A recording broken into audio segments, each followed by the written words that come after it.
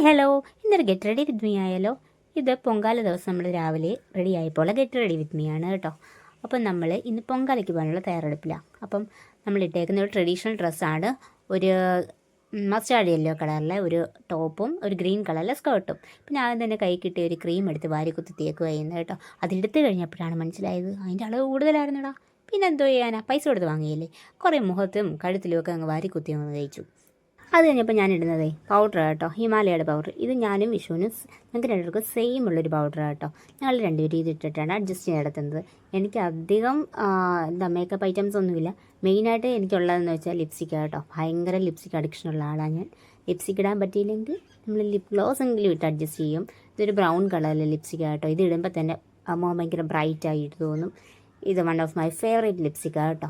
ഇനി അത് കഴിയുമ്പോഴത്തേക്ക് നമ്മുടെ മെയിൻ താരം ഇത് ഐലൈനർ എഴുതി കഴിഞ്ഞിട്ടുണ്ടെങ്കിൽ തന്നെ നമ്മുടെ ലുക്ക് കംപ്ലീറ്റ് ആവും. എനിക്ക് ഓരോന്നൊക്കെ ഇട്ട് കഴിയുമ്പോഴത്തേക്കും കണ്ണാടി നോക്കിച്ചിരിക്കുന്നൊരു സ്വഭാവമുണ്ട് കേട്ടോ. അതിനെന്നെ ഇടയ്ക്ക് കണ്ണഞ്ചേട്ടൻ കളിയാക്കുക. അതാണ് ഞാൻ ഇടയ്ക്കിടയ്ക്ക് ചിരിക്കുന്നത്. നീ എന്തിനാ ചുമ്മാ കണ്ണാടി നോക്കിച്ചിരിക്കുന്നതെന്ന് പറഞ്ഞിട്ട്. പിന്നെ ഞാൻ ജസ്റ്റ് ഒന്ന് കമ്പളെന്ന് വെച്ച് നോക്കി. അപ്പോഴത്തേക്കാണ് ഓർത്തത് നമ്മുടെ നനഞ്ഞ മുടി. ഇതാണ് എനിക്ക് ഏറ്റവും വലിയ പണി എന്ന് പറയുന്നത്. എനിക്കിങ്ങനെ നമ്മൾ എന്ത് സ്റ്റൈൽ ചെയ്താലും ഉണ്ടല്ലോ, ഈ നനഞ്ഞ മുടി ആയി കഴിയുമ്പോഴത്തേക്ക് എന്തോ കുറവ് പോലെ തോന്നും കേട്ടോ. ഈ നനഞ്ഞ കാക്കയൊക്കെ ഇല്ലേ, അതുപോലെ ഇരിക്കും. മൊത്തത്തിൽ ഇങ്ങനെ ഒട്ടിപ്പിടിച്ചിരിക്കുന്നൊരവസ്ഥ. പിന്നെ ഞാനൊരു പല്ലകലമുള്ള ഒരു ചീപ്പ് വെച്ചിട്ടാണ് കേട്ടോ ഇങ്ങനെ ചെയ്യുന്നത്. അതാകുമ്പോഴത്തേക്ക് ഉടക്കൊക്കെ പെട്ടെന്ന് മാറും. അപ്പോഴത്തേക്കാണ് ഓർത്തത് പൊട്ടിട്ടില്ല എന്ന്.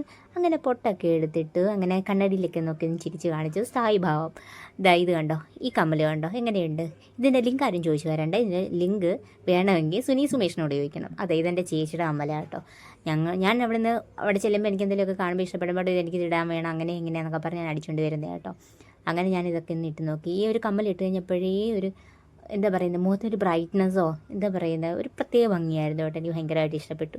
പിന്നെ അത് കഴിഞ്ഞപ്പോഴത്തേക്ക് നമ്മൾ ഗോൾഡൻ ബാംഗിൾസ് ആയിരുന്നു കേട്ടോ. ഇത് കലാപില കിടക്കുമായിരുന്നു. ഇത് നമ്മൾ പിന്നെ അറേഞ്ചൊക്കെ ചെയ്തു കേട്ടോ. അറേഞ്ച് ചെയ്യുന്ന പണിയിലാണ്. പിന്നെ നമ്മളിട്ടു. അപ്പം പിന്നെ അത് കഴിഞ്ഞപ്പം നമ്മൾ മുടിയിലേക്ക് കിടന്നപ്പോൾ നമ്മൾ ഇങ്ങനെ പിരിച്ച് അങ്ങനെ ഇങ്ങനെയൊക്കെ വെച്ച് നോക്കി. പക്ഷെ നിങ്ങൾക്കറിയോ, ഞാൻ എങ്ങനെ കെട്ടിക്കഴിഞ്ഞാലും ലാസ്റ്റ് ഞാൻ എത്തുന്നൊരു സ്ഥലമുണ്ട്, പഫ്.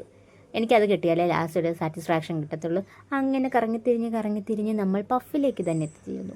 അപ്പോൾ ഇതാണ് നമ്മുടെ മൊത്തത്തിലുള്ള ഔട്ട്ലുക്ക്. കണ്ടോ, ടാൻ എങ്ങനെയുണ്ട്. അപ്പോൾ ഇഷ്ടപ്പെട്ടെങ്കിൽ നിങ്ങൾ എന്ത് ചെയ്യുക, തീർച്ചയായിട്ടും ലൈക്ക് ചെയ്യുക.